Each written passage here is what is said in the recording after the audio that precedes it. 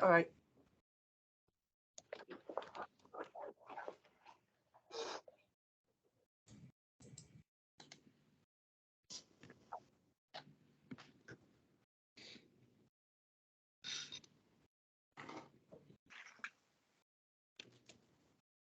Have we started the recording?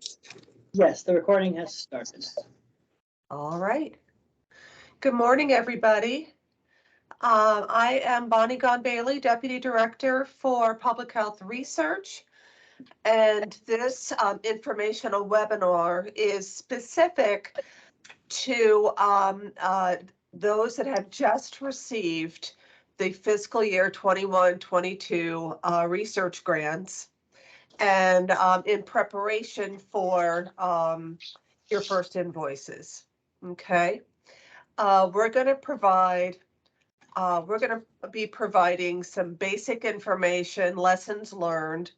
And so if you have administrative staff that were unable to attend today, we are recording this. And we will make sure that you will receive the link. It'll be put on our floridahealth.gov website. So informational, so that we can quickly, with less back and forth, process your invoices. Okay. And if you've never received one of our research grants in the past, hopefully you will find this valuable. Okay. I first want to start with the introduction of the grant managers, so that you will get to know who they are. All right, so I'm going to start with Cheryl Mosley. Hi, everyone. My name is Cheryl Mosley, and I'm the grant coordinator here in biomedical research, as well as a grant manager. It's nice to see everyone today. Great. All right, and then we'll go to Kristen Richard. Hi, I'm Kristen Richard. I'm one of the grant managers here. Kristen is new with us, fairly new. And so some of you may not have heard her name before, but you'll get to know her. All right, and then we will go to Alexia. Good morning, everyone. My name is Alexia Denton, and I'm also one of the grant managers in biomedical research. And Alexia is also fairly new, and you will get to know her. Okay, Kristen Kucera. Good morning, everyone. I'm Christine Casera, and I'm one of your grant managers. Thank you. And Ernesto. Oh. Okay. I don't know who's. Looks like your mic is on. Sorry. Okay. Ernesto. You can't talk. Yeah. He's having technical issues, yeah. He is. Okay. All right, this is Ernesto Diaz. He's also a grant manager. We'll try. Okay. Can you hear me now? Yes. I can. Hello, everybody. Sorry, my Teams has been acting up all morning, but my name is Ernesto Diaz. I'm one of the grant managers here, and it's nice to see everyone's faces with names. I was one of the people that helped with the awarding process, so everyone's name I've seen in a list before, so it's nice to see everyone's faces. All righty. And we'll go to Taylor. Hi, everyone. My name is Taylor Mann. Some of you may recognize me, my former name, Taylor Tatchell. So I'm glad to get this opportunity to meet all of you, and also to share that information to let you know that my name has changed and I'm still your grant manager. I look forward to getting to know you all a little bit better. Great. Thank you. Is Gavin Grigg on the line? Hello, everyone. I'm Gavin Gregg, and some of you may know me, but I will be a grant manager as well. Thank you. Let's go to Joe Mitchell.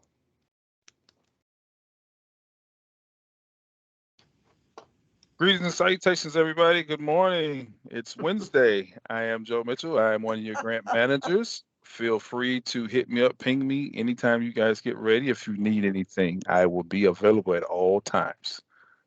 All right, great. Thank you so much. Carol Jefferson. Carol's actually out today, but Carol Okay. Jefferson is one of the grant managers as well. Yeah. And then Andy Wenzel, and I'm not sure he's on the line either. Okay. All righty. So, gee, it looks like we have a lot of grant managers, but biomedical research has 192 active research grants because they span over multiple years. Additionally, we're currently in the process of closing about 50 existing research grants, and just because their time has ended. So quarterly invoices, we're going to talk about it. Hopefully, we'll give you some good lessons learned to help prevent any rework. Like I said earlier, it's our job to process the invoices quickly so that you can get your money. So we're gonna talk about that. Just though, as an overview, okay. All of our research grant programs are found in Florida statute, and because of the science that you submit, we use peer reviewers from outside of the state to help apply the NIH criteria so that we can come up with the best science, make the recommendations through our advisory councils, and then the state surgeon general makes the final decisions on who will receive the awards. Now, this last bullet down here, at the end, and everyone can see the slides, correct? Just thank you. Okay. This says awards will be announced annually in February. We're actually working for this go around for fiscal year 22-23, just as a heads up. We are hoping to release the funding opportunities within the next couple weeks, so that ideally we are looking at making award announcements right before Thanksgiving. We always lose time with the peer reviewers when we go over the holiday season. So that is what we are trying to work on. All right. Bonnie, will there be the same deadlines for submission as last year? They're a little bit earlier, and it's all in the funding opportunity announcement. Okay. But an important to mention, and I actually had a conference call with the SROs on Monday. That the contents of the funding opportunity announcements, I would say somewhere between 95 and 98% stay the same annually. So to go ahead and start, you absolutely can start with your ideas. Because you certainly have applied, because you've been awarded, you have an idea of what is going to be requested. Okay. And I can say that knowing that I don't evaluate, or none of us evaluate your applications. Bonnie, just one thing, you're in slide mode. You're not showing your full slide. You're showing just the thumbnails on the left and the panel that you're on in the middle. So instead of a slideshow, just in case there you go. Now you go. Okay. All right. Well, very good. I appreciate that. Okay. We're going to talk about the post-award process, and I've got a team of folks that are here to help. All right. So we use the PeerNet system. The PeerNet system is where you applied and submitted your grant application. Okay, it's also where you submitted your final budget if there were changes to be made. as well as any new conflict of interest forms that were needed. You will also be uploading in that same, I just call it a file cabinet drawer.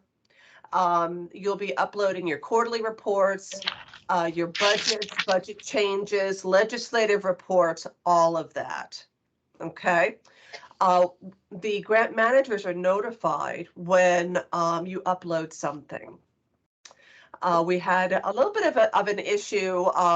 We have a research mailbox, but with 192 to over 200 active research grants at any one time, you can imagine that it gets bogged down. But this sends a message directly to the grant manager that is responsible for the administrative work. But that means that you're going to need to add contributors to your PeerNet account. So if you have someone that just works on your budget, you're going to need to include them if you want them to upload budgets, the quarterly expenditure reports, quarterly reports, whoever is a key contributor to your research administrative functions. Okay, I'm going to leave that up to you. That's your decision how you want to do it. And as mentioned before, when you upload, we get notified, and we can also then, if we have something to upload and send to you, you will also receive a message. Okay. Alrighty. And at this link here, provides further instructions if you need it. All right. So Ernesto, we had invited ORAU, but I don't think that they're able to attend. Is that correct? That's correct. Okay, thank you. Okay, all right. Okay. So in review, what you've done, as I mentioned before, you've submitted your budget. We have conflicts of interest. We've executed your terms and conditions. All right, so now what we need to work on is the quarterly reports. Your first quarterly report will be due July 30th. Or is it July 31st? It's that last day of the month. If it falls on a Saturday, it is the Friday before. Okay, I think we got them all right, all the due dates this year. I know in years past we've had it where just the last day of after the 30 days after the end of the quarter, and it's gone over a Saturday or a Sunday. All right. So if there are any other changes that are needed, you can always submit them with your quarterly reports. What kind of changes? Well, there should be no changes in PI the first year. There should be no protocol changes the first year. The kind of request for changes that we get is maybe adding someone new, if it was a TBD in your budget. If you need to make a change within your budget. Also, let's say you've realized that you've underestimated participant payments, as an example, or supplies. Those are the kind of changes that are needed. And all those forms, you'll be given the link. They're also found on PeerNet. Okay. All right, team, I think this is my last slide. Post-execution. Okay, just a little bit more. Okay, if you haven't submitted your institutional approvals, IRB, IACUC, IBC radiation safety, you need to submit those.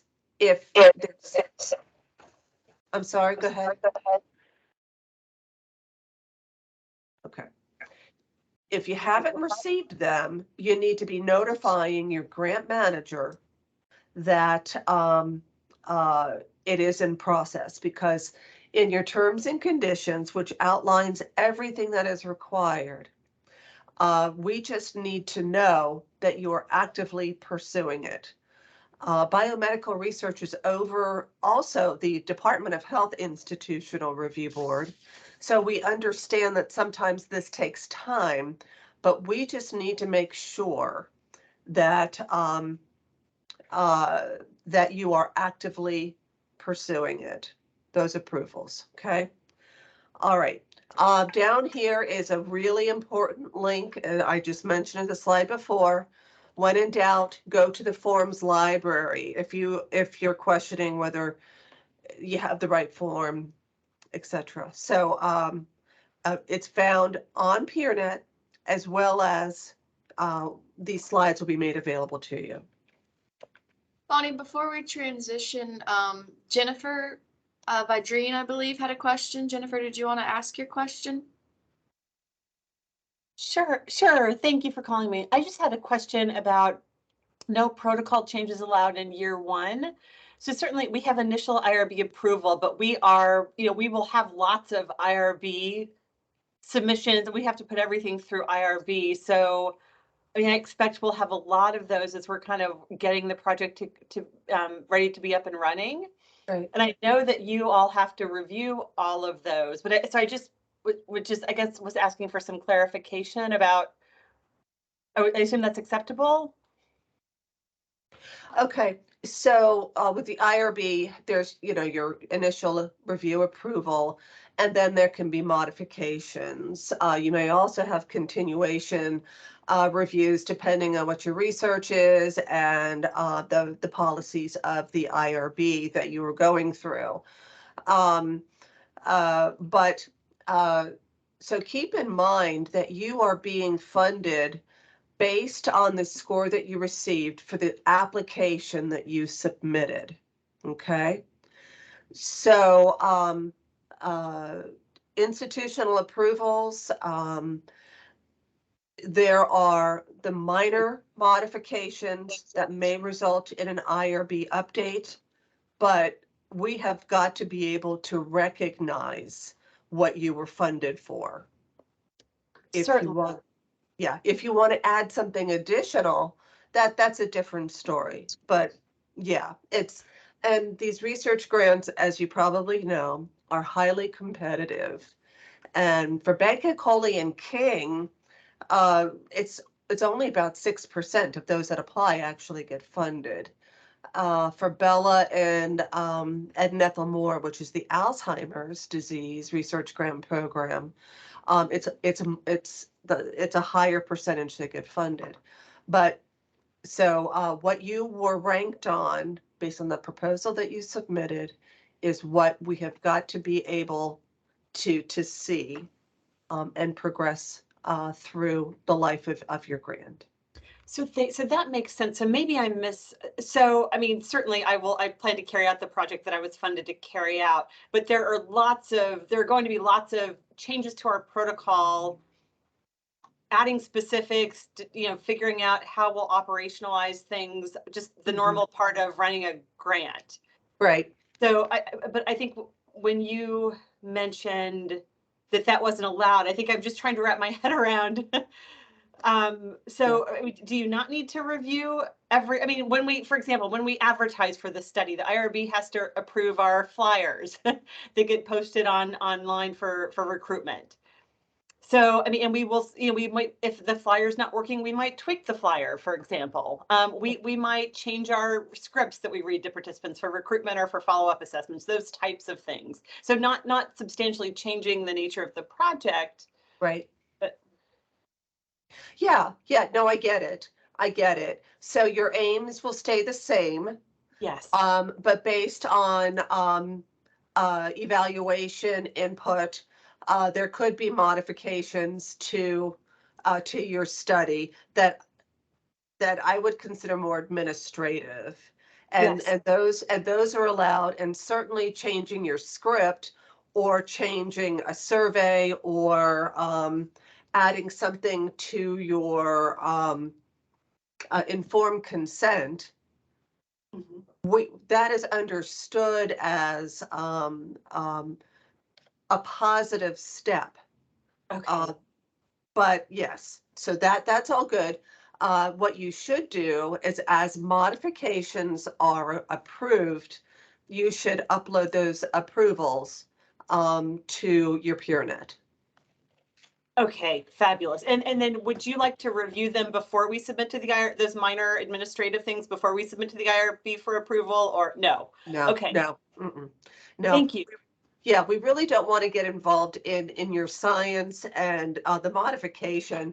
Once you submit the approval to us means that your your review body has determined that it's appropriate, and we're not going to do second guess that or anything like that.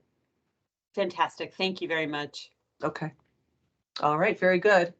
Okay, I think, who we going to now, folks? Biomedical? Two things, to follow up, with the question just prior. The terms and conditions specify a 10-day period for receiving the updates from the date of approval. That's kind of where the hinge is there. It's not so much advance or whatever. It's just once it's approved, just supply a copy to us via PeerNet within 10 days. Informational.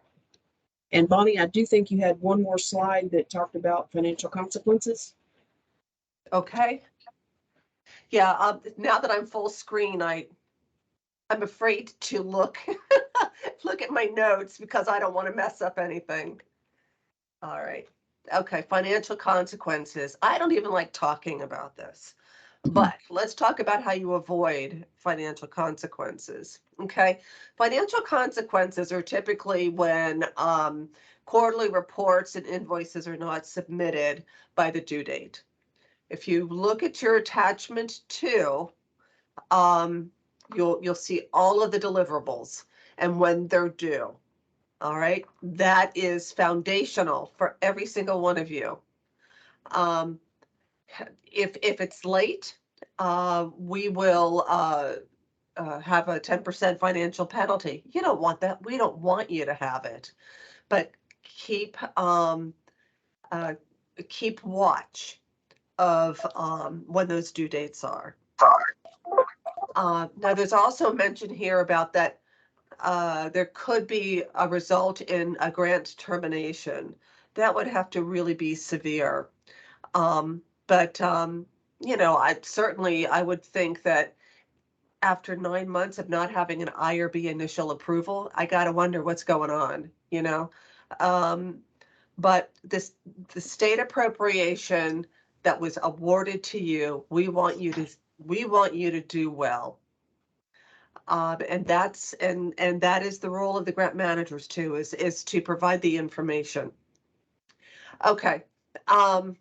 So this is a list of the penalties or the reasons why there could be a penalty.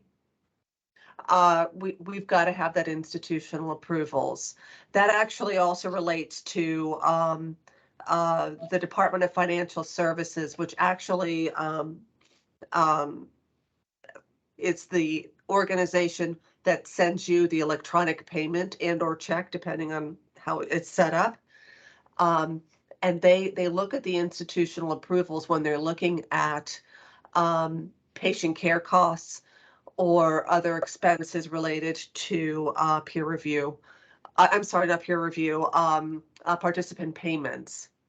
So we have to upload institutional approvals to the Department of Financial Services, and they use those when reconciling your quarterly expenditures. Okay, that's kind of the backstory, but it's important for you to know and understand the reasons why. Late submissions, we talked about that. A lack of scientific progress. We have a team of Department of Health folks who review quarterly reports. If we feel that there's been no scientific progress, and I say we, but it's really the scientific advisors within the department, we're going to reach out to you and ask you about scientific progress. It's important that you spend the time providing the progress that you're making. Now, certainly the first quarter, we're expecting you to do the administrative stuff, get things organized, and put into place. But a year into it, we should certainly be seeing progress on you working on your aims.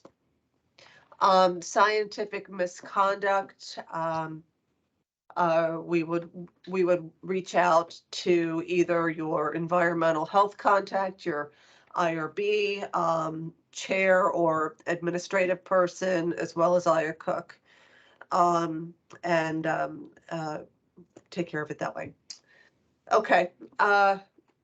Don't change your aims and protocols. Don't overspend in budget categories, or make big personnel changes without relaying that information via PeerNet so that your grant manager can take a look at it. We know that as we've just talked about, as research progresses, that there will be some changes, but we have to be able to review and approve those changes. Once again, we're not going to be changing your science. Honestly, what we are doing is we have the documentation that you're providing so that if there are questions about your invoice, we can explain it. We can show, okay? If you receive another grant, typically this would be federal grants, for the same research, we need to know about it. There's something in the terms and conditions as well as the funding opportunity announcement that you can't be funded two different sources for the same research. So you need to talk to us about that. Okay, now I believe I am transitioning. Am I passing the, go ahead. Go ahead. My name is Cheryl Mosley, and I'll be talking with you briefly about the attachment 2 schedule of deliverables, as well as some overarching requirements. Okay, so the attachment 2 of your terms and conditions is the schedule of deliverables and payment, and it describes quite extensively what quarterly deliverable, what the deliverable documents are for that quarter. And they do vary a little bit depending on if you have annual submissions that are due during that cycle. And so you need to really pay attention to your attachment 2 in order to not get a penalty for missing a document or a report. And so the standard is your invoice, your quarterly financial report, your quarterly expenditure report, and your quarterly progress report. Those 4 are standard for every quarter regardless. And then you have some additional annual reports that might also be required. First of all, one thing you'll notice in that attachment 2 is that you'll have, it's a fixed price payment method, so you'll have equal quarterly payments spread across all the fiscal quarters. And there may be, the final invoice may have, be the one that is a little different in this year's attachments to because of rounding issues. And so we tried to defer that $1 or $2 to the last payment in order to square it up to the exact award amount. The final payment will also do a grant reconciliation at the end and be able to know if you have a refund, if a refund is applicable, or how much of the final payment that we can actually pay, or if we can pay the full amount. And it's all based on your actual expenditures. So I would encourage you to make sure that you spend your grant. And so obviously you have approved categories, and make sure that as you progress through your grant period that you are studying that budget and make sure that you're on par for, especially maybe the last 2 quarters, to make sure that you're going to spend out all of your grant. We also have I mentioned earlier, annual reports. One example is your legislative report. There is language now, basically a couple of words in the last couple of grant years actually, that requires an annual legislative report and a final legislative report. And so please pay attention to those requirements for those that have more than 1 year, 2 years and more. You'll have a legislative annual report every year up until the last, and then the final one will be kind of a cumulative, if you will, composite general public statement that we include in the legislative report that goes to the House Speaker as well as the Senate President and the Governor. There is a requirement in the attachment 2 for a no-cost extension request when it comes to 3 months out from the end of the grant, no later than the last day that is specified in that attachment 2. That is our deadline. We have to adhere to that, and sometimes I know there are extenuating circumstances, but you need to review that process and your needs and where you are with your project. And if you need a no-cost extension 3 months out, and that takes it takes that long for us to process, to create the documents and process them and have them approved for them to go into DocuSign and to be fully executed. And that is really a mandatory, because once the last day of the grant occurs, it's expired. If it's not signed by close of business on that last day of the grant, it's expired. We can't do anything. So that's why we build out that time, so that we're not scrambling at the last second trying to get a signature. And if you don't need one, then you skip it, obviously. All right.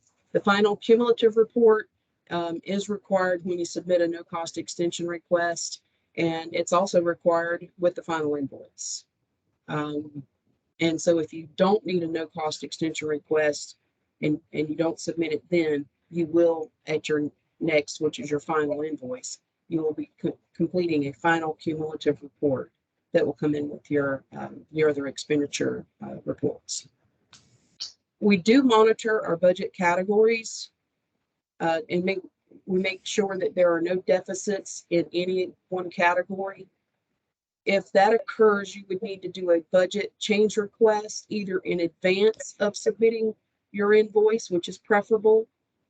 However, if you just realize it when you're putting your invoice together, you say, I have an overage here in one category, say supplies, then you can move money from one category to another in order to cover that deficit. Just understanding that there is no additional funds. It just has to be moved within categories. Are there any questions so far?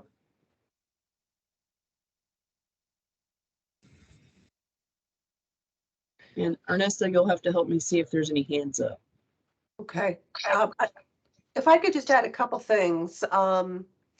So the first couple payments, quarterly payments, you probably won't have expenditures that equal the quarterly payment, because we do a fixed price. So we divide, your total award by the number of quarters.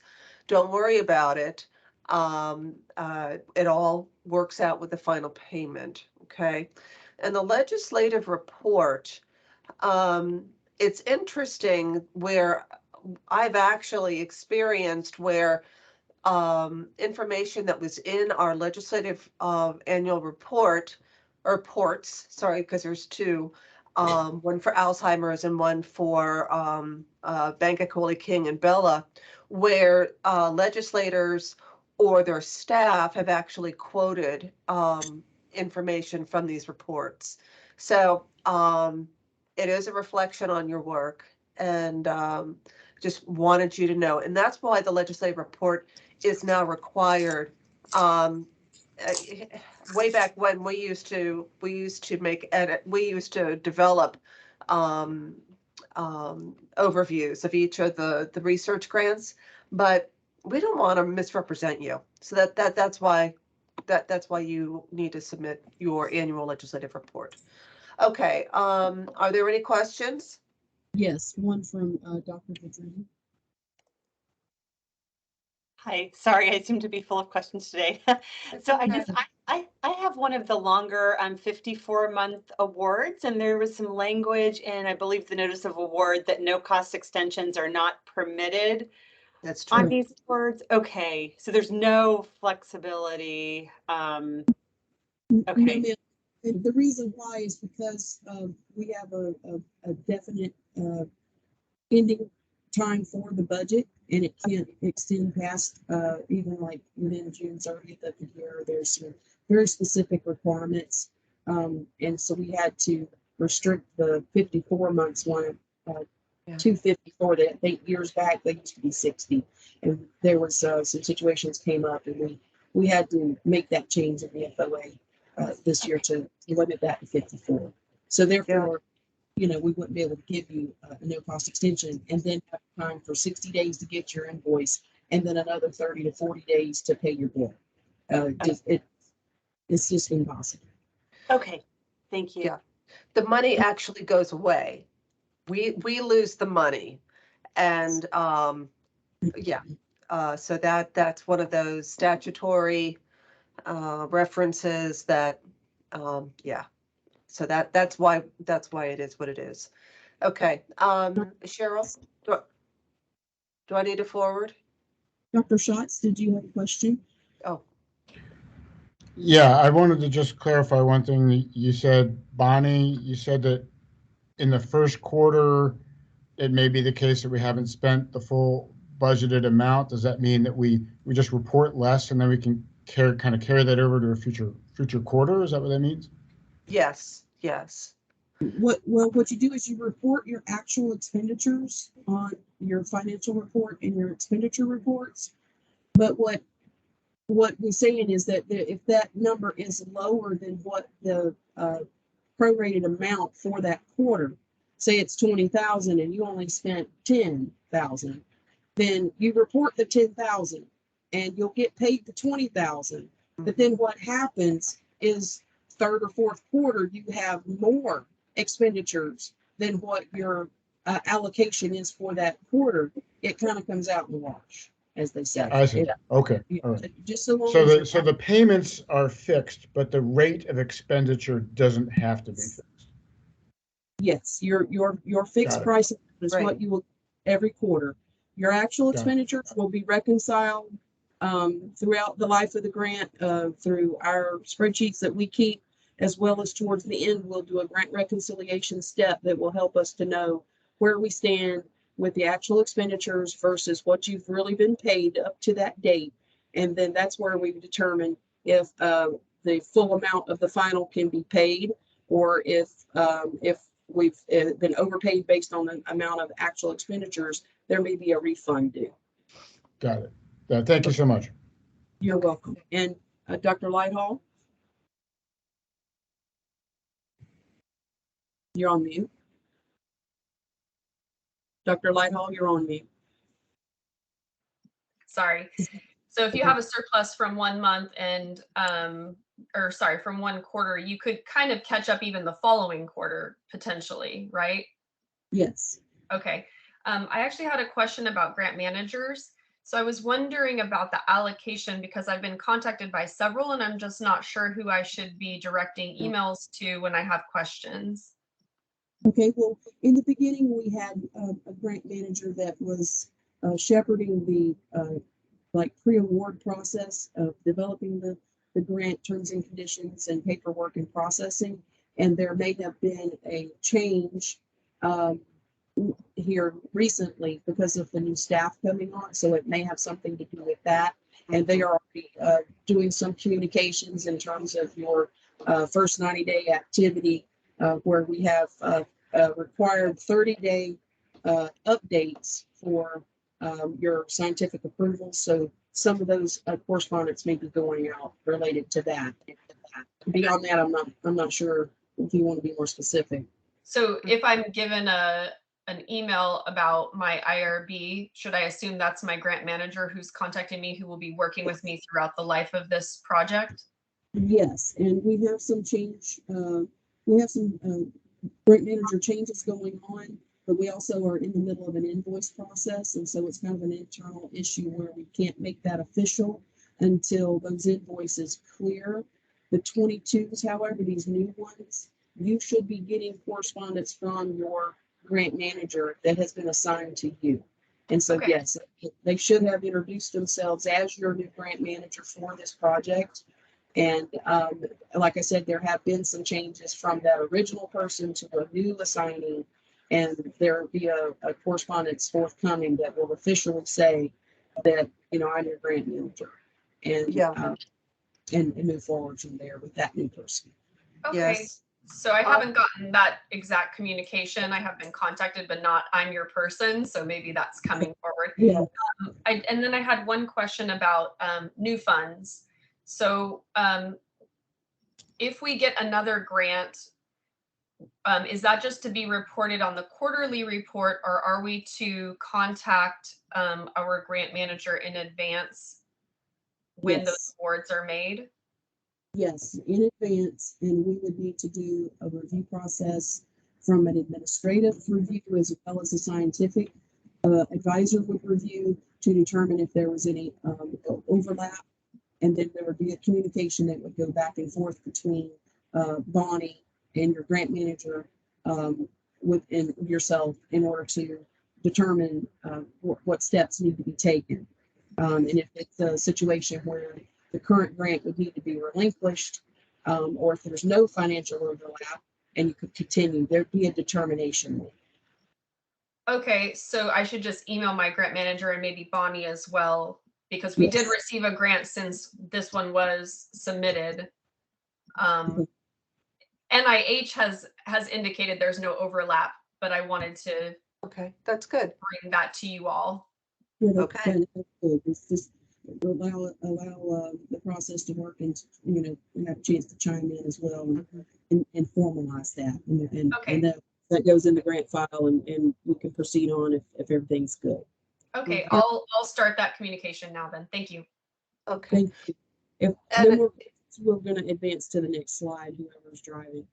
okay, let me just say that grant managers, why don't you, before the end of the week, make sure that you reach out to the principal investigators for the grants that you'll be managing, so that they have all of your contact information. Because there have been some changes, so this is the perfect time to send out a message letting them know who you are and how to contact you. All right, we'll get that one done. Thank you. Okay, and so moving forward on the presentation here, we have the progress report.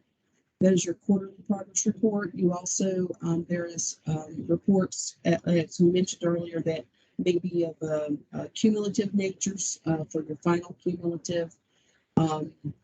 But your quarterly is going to show, as Bonnie had mentioned, significant progress.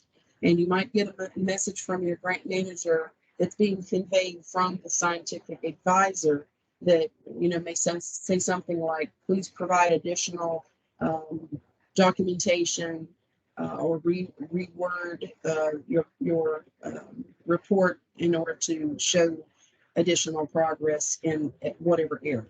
And so you will get some clue as to what they're looking for, and that will be conveyed on by your grant manager by email, and have an opportunity to correct that. It's not something punitive where we're going to you know, say you didn't make progress and move on and give you a penalty. We do work with you at every point, even like with the financials, pretty much anything relating to this grant. If you see, especially if it's something that might potentially have a financial consequence, please contact your grant manager immediately. Don't wait. We are here to help you. We're not here, you know, sitting like a whack-a-mole with a hammer to hit you on the head because you did something wrong. We are here to help you, and we want you to succeed. And so if there is any workaround that we need to discuss together, that, you know, is within bounds, so that, you know, provides the right pieces of paper that are needed, that kind of thing, we can advise you on what's needed so that we can, to make sure that everything is successful and that you don't get those financial consequences applied. So talk to your manager sooner than later, okay? And your manager, no matter how long they've worked for the state or dealt with contracts and grants, they don't know all the answers. And so we work together as a team, and even Bonnie will tell you that, you know, sometimes she has to take the issue forward and get a determination or advice on how to handle some things that are presented. So we don't know the answer, we will get the answer for you. So also we have some specific items that need additional documentation. And this is because of the nature of the expenditure. While these are fixed price payment method, there are participant payments where there's an incentive given, and most of the time it's some type of a card, a gift card. And so those are considered, I think, in financial terms, advanced payment type expenditures. And so there was these items as far as your IRB approval and the protocol. They only want the page of the protocol where it talks about the participant payments, or 2 pages if it crosses pages. And then the consent form, and that has to cover a 3-month period for the quarter, and a payment log that does not have personal information. So something like a client ID would be appropriate. Names would not. Any other type of personal identifier. And so that's required with only on the ones where you are submitting for those expenditures. You need to require, we require that to come with that invoice. Travel, in terms of lodging, there is a $150 a day limit, and that is a state requirement according to Florida statute. There's additional backup that's needed in terms of the, if you're making a presentation, we'd need a copy of the poster and any presentation materials, and I think a conference agenda. I think that's all of them, but we will advise you when there's travel and help you with that if need be. Just contact your grant manager. The tuition waivers is also another item that requires some special documentation, a course description, a class schedule, or an attestation that's usually signed by the PI that says that this is the amount of the course. This is the schedule, the frequency, and a total amount obviously will be on the expenditure report for that quarter. Subcontracts also, we need a pre-approved, there's a pre-approval process. If you happen to have a category approved for subcontracting, that is needs to be pre-approved. So you'll need to submit that copy of the subcontract to your grant manager, and they'll work with you to review that and get that approval back to you as quickly as possible. And that is also maintained in our file. It's something that we are required. If there are subcontracts, we have to have a copy of the subcontract, the signed one. It's also a pre-approval process, but the signed one is what we're more interested in as part. It stays part of the grant file. If you don't have subcontracts and you budget category and you decide some midpoint that you need that, contact your grant manager.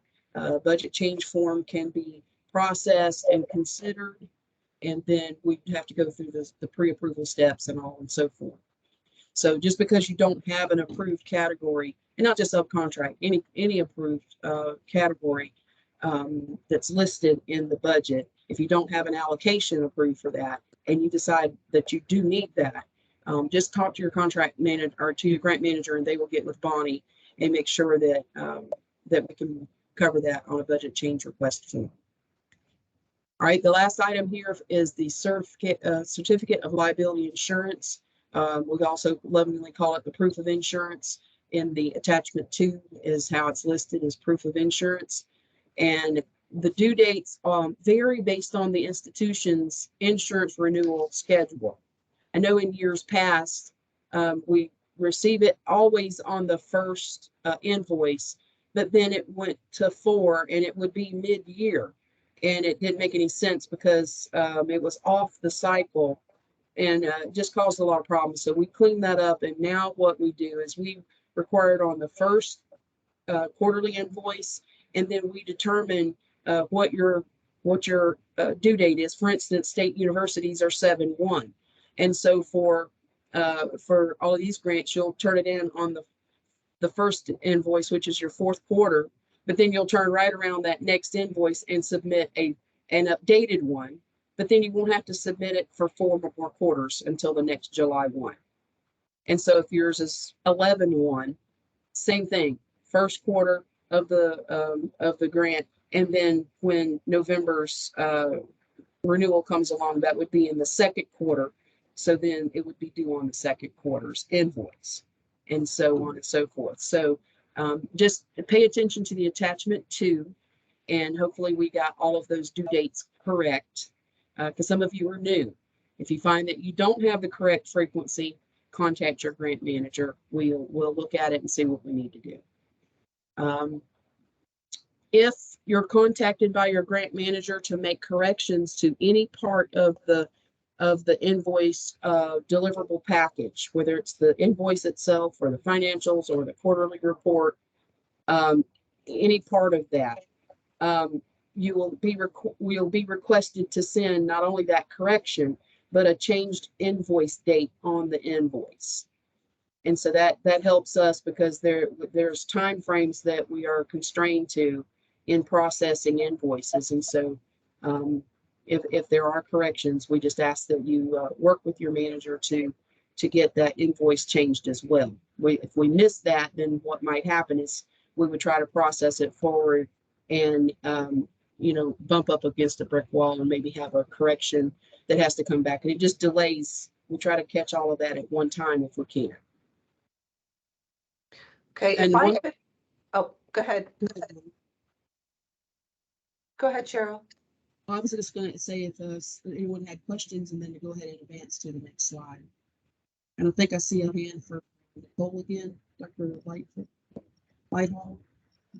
So I believe I know the answer to this, but just to clarify, if a subcontractee has things that would otherwise require documentation, my understanding is that doesn't need to be sent. So for example, if our subcontractor uses their funds for travel, we don't have to provide documentation for their travel because they're under the subcontract category. That's not under the category of travel. Am I correct in this? Yes. Okay, thank you. Mm-hmm. Let me also say, in regards to subcontracts, if there's anyone on the line that has an Alzheimer's disease consortium grant, which requires that there be 3 entities working together, those there is the institution that is funded, that's the lead agency, and then the other 2 organizations that equal the consortium, those are not subcontracts, they're not viewed as subcontracts. A subcontract example would be using a specialty lab. So just as an example, but for consortium grants, the other 2 entities are not considered subcontract. Okay, that was it. Okay, move to the last slide. We have recently had this cycle and the previous one, there has been a new requirement that has come about that where we have to do an attestation statement for all signatories on the invoice, financial documents, the progress report, which will include the PI as well as the SRO, or their designee. And then on our side, all folks that have to sign off on the documents as well. So it's not just to the grantee, it's everyone that signs electronically, and they don't distinguish between the Adobe sign or DocuSign, electronic like certified signatures, between that and a simple electronic image, if you will, of your signature. And honestly, if you sign manually and you scan it to a PDF, I'm not sure how you know that it's a manual signature versus the electronic image signature. So they have said to just to be sure is to send one for every signatory. And this is something that we are trying to address in our forms. Our forms oftentimes, without too many exceptions, to go through another review by our contract administration office, just to make sure that we're in balance with what the requirements are for in this case, a situation with an invoice document. So we're trying to revise that and work with them to get a revised set of invoices out. They would be posted to Forms Library at the time, and then you would also receive an email from either your grant manager, or we have the ability through PeerNet to send out a mass email to select, say, the 22 grantees. We could select those and send that out and update you on that, that it's available whenever there's something specific to your fiscal year cycle, or all our grantees as a whole. We have the ability to do that. So we're hopeful to have that by the first July cycle that you have to work with. So more to come on that, and barring any unforeseen hurdles, we hope to have that out by the July cycle, which would be the first week or two of July. That notice will go out that those forms are available. So that's all I have. All right. We're going to show you quickly an example of a great invoice packet, and I'm turning it over to Taylor. Okay, thank you. Thank you, Bonnie. Thank you, Cheryl. I'm going to go ahead and share my screen to show an example of an invoice packet and just kind of go over what is expected of an invoice packet and what we look for when we're reviewing invoice packets. So here we have our invoice template, and Okay. as Bonnie, go ahead. I don't see it. I guess, wait, I need to share. I'm sharing. You're sharing. Okay. Yes. Okay, I'm not seeing it, but maybe you are. Okay, go ahead. I got a thumbs up from We can see Ernesto. it, Taylor. Thank you. Okay. All right, great. And so as Bonnie mentioned earlier, the Grant Forms Library is a great place to go for any new templates that we have. We recently put out a new invoice and quarterly financial and expenditure report template in the fall of 2021. So this is what you're seeing here. So when we receive an invoice, the first thing we look for is to make sure all of the grantee information is updated, included, and accurate. So you always want a unique invoice number, something different that hasn't been used in one of your previous invoices. The grant number, your financial institution information, where the remittance address is, and then your FEID number. Something that we always do is go in and add those 3-digit sequence numbers if they're not included, because that does cue in our finance department as to the exact address you want your payment sent. So please make sure that that is updated and correct, and also updated in the vendor information portal as well. Then we confirm the service period covered is correct and accurate based on your attachment 2, and that there's a signature and the most recent date from when we've received an update for your invoice. So we'll review those things. We always compare your deliverables to the attachment 2. So you can go to your attachment 2 and look at the deliverable period to ensure that you have everything submitted on time. And as Bonnie mentioned earlier, we are trying to shift our schedules so that the deliverable due dates align with business days. In the past, that hasn't always happened. So if you have a deliverable due on a weekend, we do expect those in by 5 p.m. The Friday before. So please be sure to get that in. And if you have any questions, you can reach out to your grant manager about that. And so here's an example of our quarterly financial report. Again, this is the new template, so there's a little bit more information, but it does help us when we're reviewing to kind of confirm your previous expenditures and keep an accurate account moving forward. So we're again looking for all of your financial information, your grant information, ensuring that the budget is confirmed as the most recent budget we have on file. So if for whatever reason you've submitted a budget change request, please make sure that the most recent approved budget is what's listed in that current approved column. And again, to reiterate as well, we do not allow negative expenditure categories. So if you are submitting an invoice and you know one of your categories is negative, go ahead and work on that budget change request and submit that with your invoice packet as well. Your grant manager will review and approve that or make any changes necessary before they'll process your invoice. So we confirm that all of that information is there. On your quarterly expenditure sheet, once again, we confirm that the service period is correct and your budget allotment is accurate based on the approved budget. We ensure that all of your expenditures are within the approved time frame. And then we'll calculate that out and make sure that all of these totals match the quarterly financial report totals as well. This is a great example of an invoice packet because this particular institution does also provide their journal records of each expenditure category as well. So that just kind of double confirms to us what they spent during this period. Now that is not necessarily required, but at any given time, we may be asked to request supporting documentation. So it's helpful to have this, to receive this with every invoice, and just be prepared to give us your supporting documentation if we do ask for it. And then again, we confirm all of those things and make sure that the balances are correct. And then we move on to your quarterly progress report. And so the way that our review process works is we review the financial information and the institution information on the progress report, but we do have scientific reviewers who review the progress that you've reported on. And so to do that, we have to route that through a system. So it does make it easier on us if you do not lock this form. I know some institutions will lock their form because they don't want us changing any information. But we do have to convert that into Word to get it signed by our reviewers. So it just adds a couple extra steps to our process and some challenges to reviewing it timely when you do lock that form. And we do not change any of the information you put on your progress reports.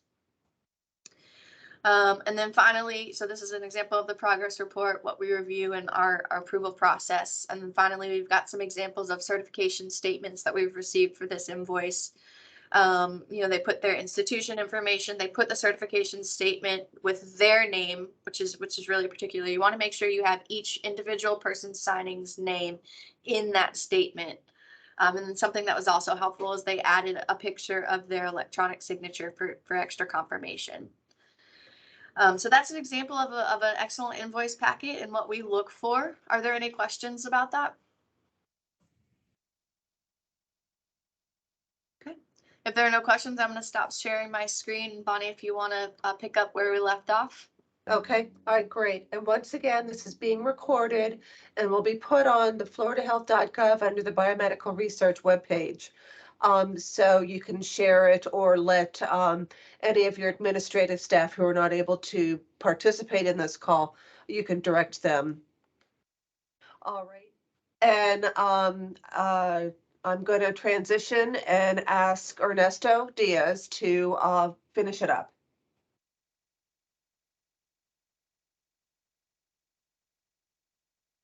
Okay, Ernesto, I think you're on mute. Or you can come into my office.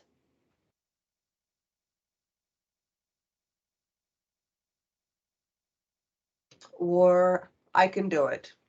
Can anyone hear Ernesto? Cheryl? Cannot. I Okay. cannot hear Ernesto. I'd be glad to go over this section too, Bonnie. All right, bring us home. Thank you. Okay, sure, absolutely.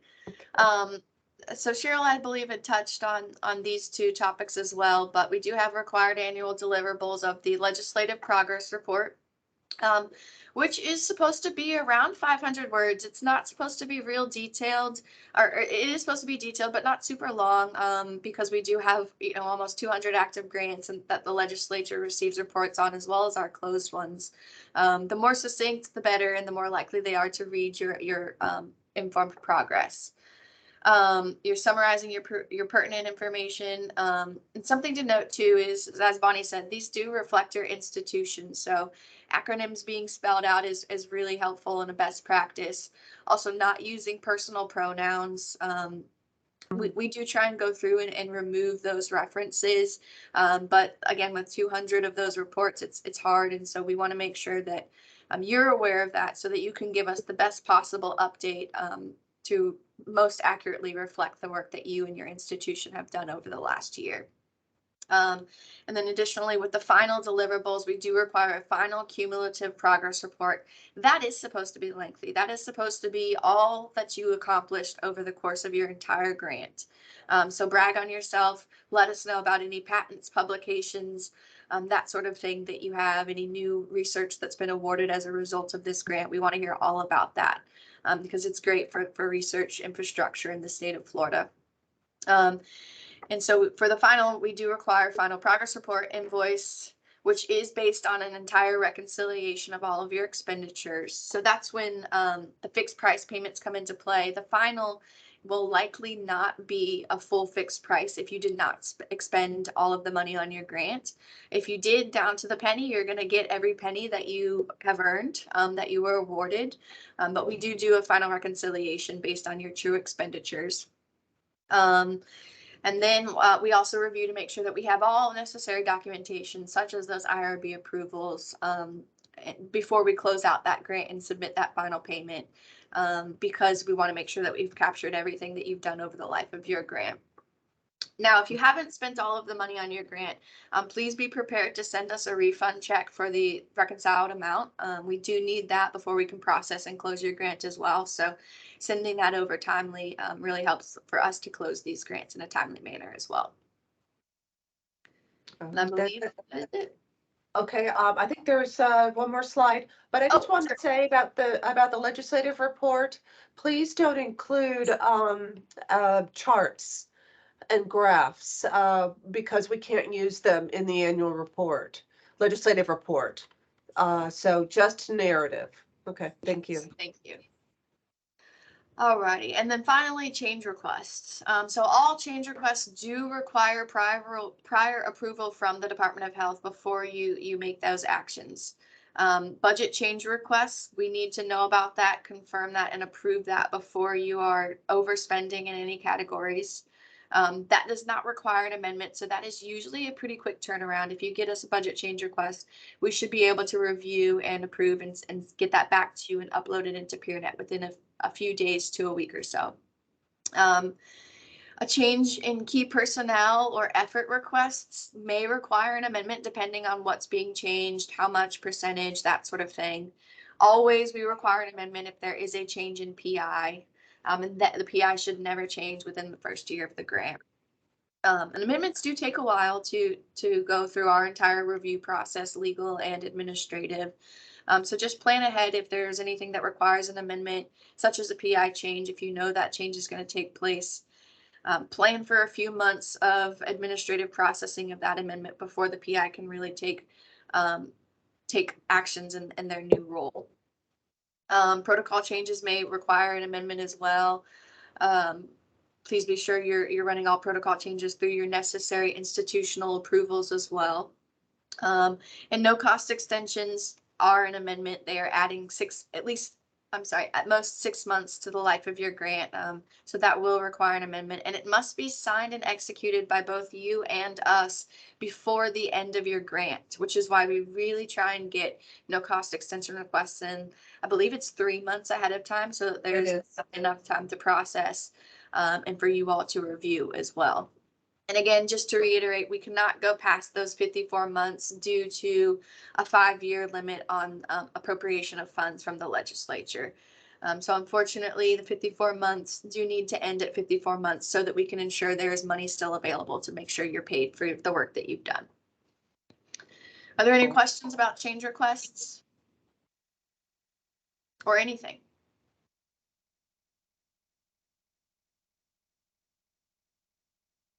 Okay. All right. Well, thank you. Once again, this will serve as a resource on our website. And it's our hope that going through the lessons learned and providing you with some additional background as well as information that's not necessarily found in your terms and conditions. Hopefully you find this helpful. And as mentioned before, I will have the grant managers will reach out to you so that you know who your grant manager is. And don't forget to add collaborators to your PeerNet if you have not already done so. Those that will be that are part of your team that have a role in reporting. All right. Well, wishing you all the success. And we are here to help, as been mentioned by all of us. So let us know what we can do for you. All right. Have a great day. Thanks.